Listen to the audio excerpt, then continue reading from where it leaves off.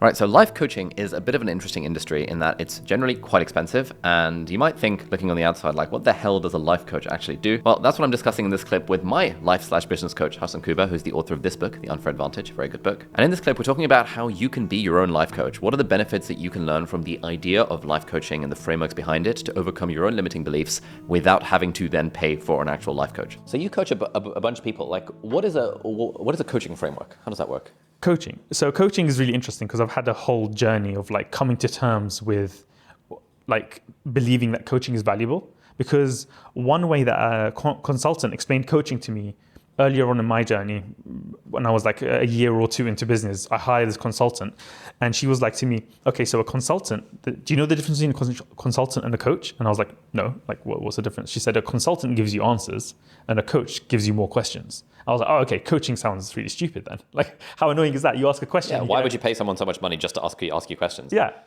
What's more annoying than asking a question and getting one in return? It's like, can you just tell me? Yeah. Like, what is going on? So I always thought, no, you know what? Coach is an unregulated term.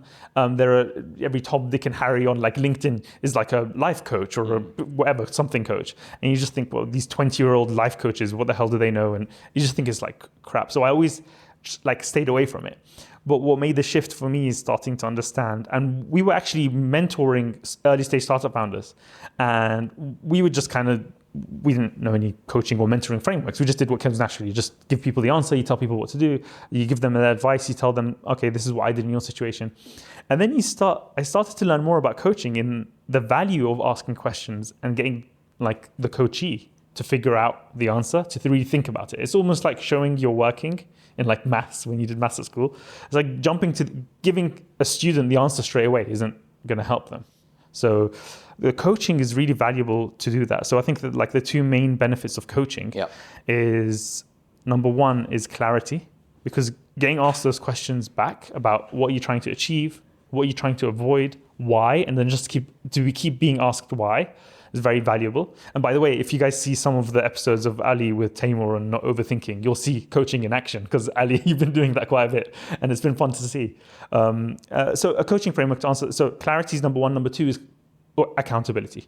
So clarity and accountability are the two main benefits of coaching. A coaching framework is simply taking somebody through the idea of like, okay, what you're looking to do, what you're looking to achieve, what do you want? Okay. Right. Asking why. What you're looking to avoid, asking why, and then, okay, based on that, what do you think is your next action? What's the highest leverage thing you could do? Okay, so what are you trying to achieve? Why? What are you trying to avoid? Why? Okay, now that you've got this data, what's the next action that you want to take? That's right. And this is a very simple framework. Okay. I call it AAA, achieve, avoid, act. What do you want to achieve? Avoid, act. AAA approach. Okay. So how would you apply this to me? Let's say we want to sort of switch this into where we're in coaching mode now. Yeah. How would that conversation start? So I'll just be like, okay, at least first I'll just get some context and imagine if we didn't know each other, I'll build some rapport, how are you doing, and just see what comes up. And that's kind of just getting a pulse of the situation right now. That's just context. And then from there you get into like, okay, so what are you looking to achieve right now?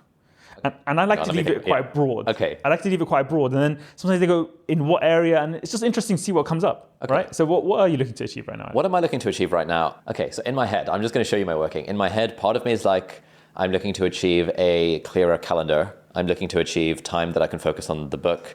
I'm looking to achieve figuring out what I actually want to say in the book. I'm looking to achieve figuring out like what I need to do to hand off like the running of the business responsibilities to Angus, who is now running the business side of things, so I can focus on the content.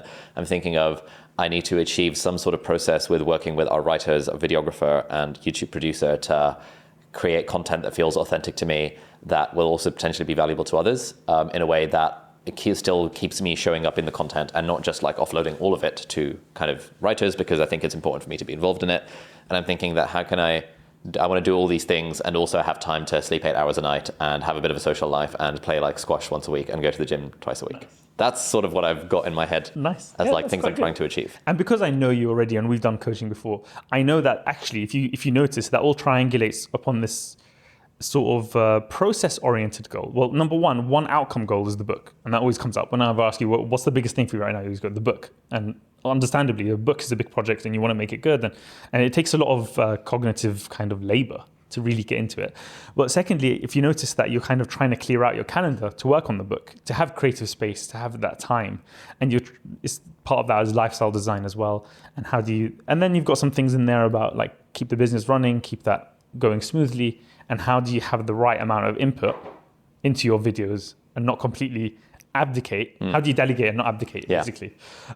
So this is, and then what we can go into is why you're getting into that. And then we can go into, okay, what you're looking to avoid. And sometimes that comes up already. And sometimes people, when you ask them what you're looking to avoid, they start talking about what they want to achieve again.